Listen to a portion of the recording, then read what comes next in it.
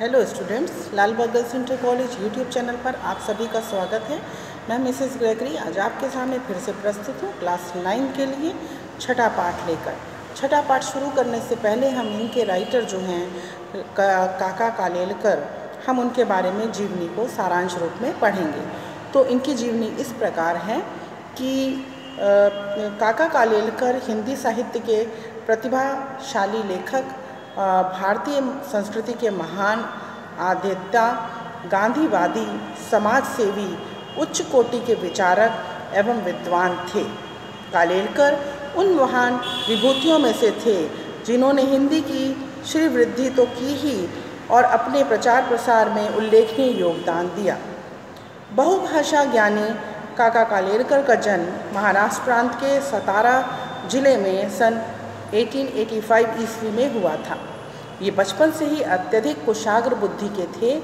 इनकी मातृभाषा मराठी थी, परंतु खुद की पढ़ाई स्वाध्याय से इन्होंने हिंदी, अंग्रेज़ी, संस्कृत, गुजराती, बंगाली आदि विषयों पर बहुत अच्छा अधिकार किया। उन्होंने मुंबई विश्वविद्यालय से बीए की परीक्षा उत्तीर्ण की। बड़ौदा के गंगानाथ भारतीय सार्वजनिक विद्यालय के प्राचार्य के पद पर नियुक्त हुए। उनकी कार्य प्रगति, उदात्त विचार और मधुर व्यवहार को देखकर काका का विशेषण दिया गया। ये साबरमती आश्रम में प्रधानाध्यापक के रूप में भी रहे। उन्होंने शांति निकेतन और गुजरात विद्यापीठ में अध्यापन कार्य किया। काका जी गुजरात विश्वविद्यालय के कुलपति भी रहे। गांधी जी के संपर्क में आने पर इन्होंने राष्ट्रीय आंदोलन से ये जुड़ गए थे। गांधी जी, रविन्द्रनाथ टैगोर और टंडन जी से प्रेरित होकर इन्होंने अपना संपूर्ण जीवन राष्ट्र और मानवतावाद के लिए समर्पित किया। स्वतंत्रता सेनानी होने के कारण ये अनेक बार जेल भी गए। मानव सेवा करते करते यह अमर साधक 21 अगस्त सन 1981 में इस भौतिक संसार को छोड़कर विदा हो गए।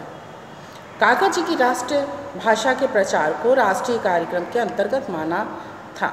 यही कारण है कि जिन राष्ट्रीय नेताओं और महापुरुषों ने राष्ट्रभाषा के प्रचार प्रसार कार्य में विशेष दिलचस्पी ली, उनकी प्रथम पंक्ति में काका कालेलकर का नाम आता है। गांधी जी के प्रति उन्होंने हिंदी प्रेम को और अधिक बढ़ा दिया। राष्ट्रभाषा प्रचार समिति ने काका जी को गांधी पुरस्कार से भी सम्मानित किया और भारत सरकार ने उनकी सेवाओं को देखकर उन्हें पद्म भूषण उपाधि से भी विशेष सम्मानित किया। उनकी जो रचनाएं थीं, उन्होंने प्रमुख रचनाएं इस प्रकार की। पहला है निबंध संग्रह, जीवन काव्य, जीवन साहित्य आदि, संस्मरण, बापू की झांकियाँ और संस्मरण,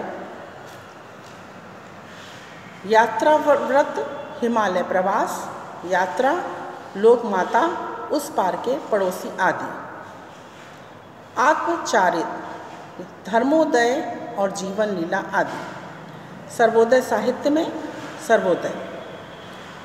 निष्ठामूर्ति कस्तूरबा, जो कि इनका अगला पाठ है, उसमें काका कालेलकर जी ने राष्ट्रमाता कस्तूरबा जी के जीवन की अनेक आदर्श झांकियाँ प्रस्तुत की हैं और जो भारतीय नारी के गरिमामय रूप का सुंदर चित्र प्रस्तुत करती है।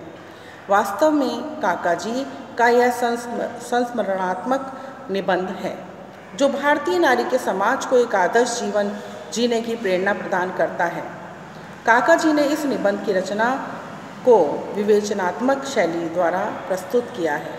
तो इस प्रकार हमने देखा कि काका कालेलकर जी ने अपने हिंदी साहित्य में बहुत ज़्यादा योगदान दिया और इस जीवनी को आप अपनी कॉपी पर करेंगे और नेक्स्ट चैप्टर कस्तूरबा जी जो है हम आगे के पार्ट में पढ़ेंगे। Thank you.